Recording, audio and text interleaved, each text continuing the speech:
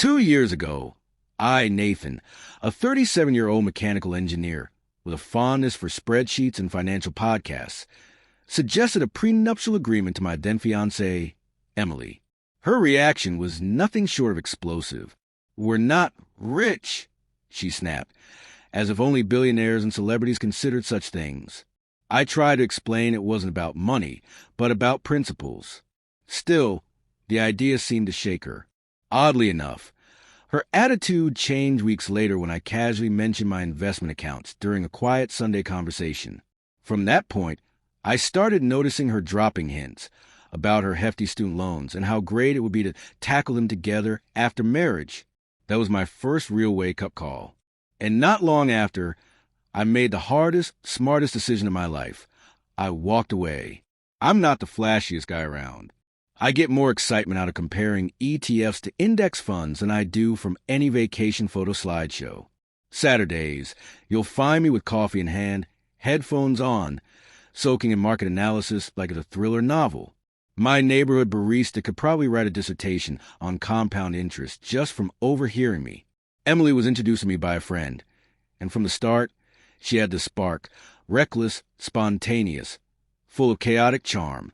She sang a horribly off-key pop song in a diner parking lot on our first date, and I was hooked, loved and creeping quietly. It crashed like a wave. Within a year, I proposed while we were hiking in the Blue Ridge Mountains. She cried. I almost did too, partly because I tripped over a rock mid-proposal and nearly fell face-first into a bush. Everyone said we were a great match, and I wanted to believe them.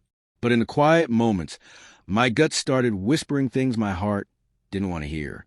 About 6 months before the wedding, I brought up the idea of a prenup during dinner at my place. "Emily," I said gently, "I think we should talk about a prenuptial agreement." Her hand froze mid-bite. "A prenup? Nathan, we're not flying around in private jets. What's the point?" I smiled, trying to keep things easy. "It's just about being responsible, protecting what we both worked for." Her expression shifted quickly. Confusion turned into hurt, then anger. "So, you think I'm with you for your money?" she asked sharply. I hadn't even hinted at that, but the accusation lingered in the air, heavy and sharp. A week later, as we shared a pizza on the couch, she brought up her student loan debt out of the blue. "I've still got around $92,000 left," she said with a long sigh. "It's exhausting." I nodded, offering understanding. Then came the curveball. She smiled, too calculated, and said, "Maybe once we're married we can handle it together. Join our finances and knock it out faster." I kept my tone calm. "What do you mean by together?" She shrugged casually. "Well, you make good money. It would be easier to pay it off with your help. That's what couples do, right?" That slice of pizza felt like a brick in my stomach. The timing, the tone, everything about it felt rehearsed. That night, my mind started connecting dots I'd been ignoring. Her hostility toward the prenup, her sudden interest in my finances, her subtle push for me to absorb her debt from a degree that hadn't landed her more than a part-time gig. I decided to take a hard look at my own numbers. I've always been frugal. No luxury vacations, no overpriced gadgets. I drove a modest, fully paid car, lived in a simple apartment, and still wore the same sneakers I bought in college. Not because I had to, but because I saw no reason to upgrade what worked.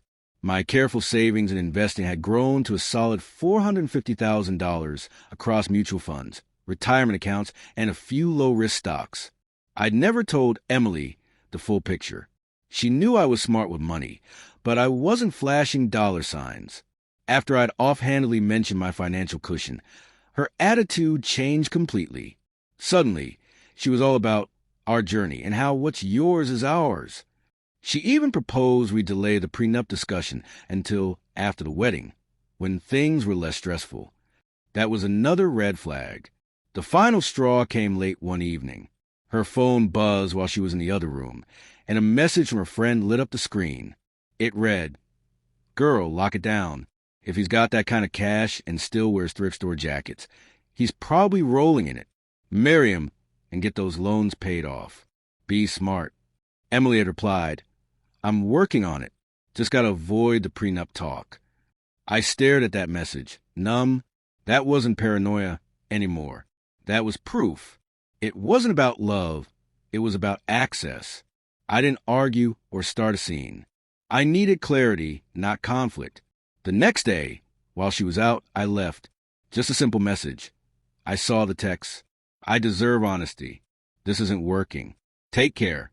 What followed was a storm of texts, missed calls, teary voicemails, even a Venmo request labeled emotional damages. I laughed. I genuinely laughed. I almost sent her $1 with a caption, "Thanks for the performance." That was over a year ago. I've since moved on. I'm dating someone new now. Someone grounded, self-reliant, and emotionally mature. She doesn't see a relationship as a shortcut to financial rescue. She has her own savings, her own goals. It's refreshing. As for Emily, I heard she got engaged again. Her new fiancé, from what I gather, thinks prenups are unromantic. I give it 2 years before she's pitching the team debt plan all over again. A prenup isn't prediction of failure. It's a layer of security for both people. If someone reacts to it with anger or guilt trips, maybe they're more interested in what you have than who you are.